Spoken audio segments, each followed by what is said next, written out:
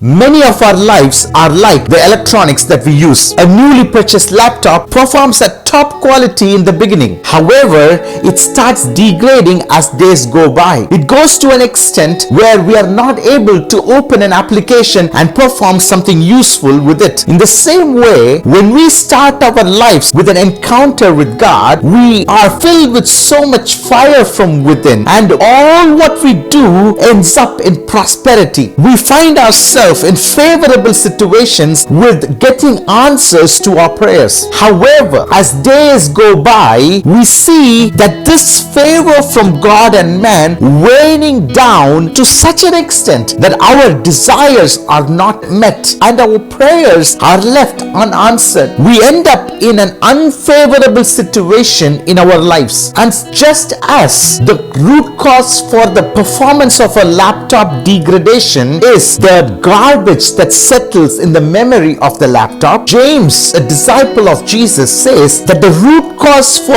our unfavorable situation is the world that we have allowed into our lives. He says the friendship with the world is enmity with God, and as we allow this world into our lives, we end up into frustration, and many a times this frustration manifests itself into conflicts that we have with our family or with people around us. But the good news is a laptop can be reset by reformatting it and thereby getting it back to its original performance. In the same way, James says we can use the button of humility as a reset for our spiritual life. He says God resisteth the proud but gives favor to the humble. So if we want to get back into the favorable situation, then we need to apply this button of humility to reset our spiritual life. Now you might say, hey, I am always humble, I'm not proud. But the humility that James mentions is not verbal, nor is it something that we feel. The humility that James mentions has 3 steps. Number 1, reprioritization. And number 2, action. And number 3 is suppression. Now what do you mean by reprioritization? He says, make God your leader. In other words, submit yourself to God. Now how do you make God your leader? He says to do 2 things.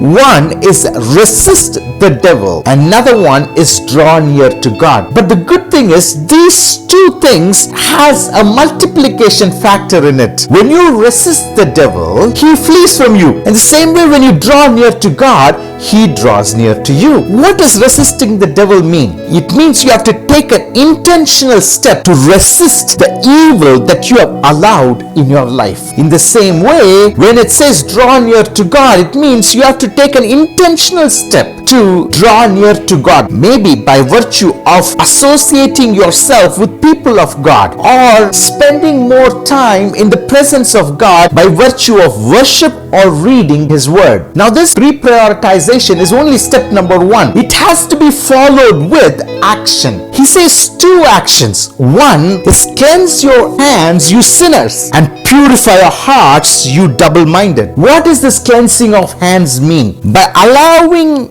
world into our lives, we invariably entangle ourselves into acts of sin. If you are entangled in an act of sin, then it is your responsibility to cleanse your hands from the stains of that sin. This requires tangible step that you have to take in your life to cleanse the stain of sin from yourself. So we are all used to asking God to purify us from sin, but here James says it is your responsibility to cleanse your hands from the dirt of sin. Now the second action he says is to the double-minded to purify the hearts. Now who is the double-minded? The double-minded are people who like to follow God and at the same time their minds are also on the sin. You see, sin many a times is desirable. One part of our heart says, I am God's child. Another part of our heart desires sin. So if you find yourself as a double-minded, then it's your responsibility to purify your heart from this desire of sin. Now both of these requires tangible steps from you. Therefore, just prioritization in your life by drawing near to God and resisting the devil is not not suffice. You have to take tangible action to cleanse yourself from the sin and purify your heart. Now, just the prioritization and these actions are not sufficient to get the favor from God. You have to do the third step. Now, the third step is called suppression. What do you mean by suppression? James says, change your laughter to mourning and your joy to gloom. For some people, the source of our joy and laughter could be the family that we have. To some people, it could be the money that we have. To some people, it could be the job that you have. Whatever it be, if the source of your joy and laughter is not God Himself, then turn the laughter to mourning and your joy to gloom. See, I want to differentiate the source of our joy and the act of being joyful. James does not say to remove the source of our joy. James basically means considering all my gain as loss. And when we come into that suppression mindset, not just getting into a level 0, but even going downward than that, then the Bible says God will lift you up.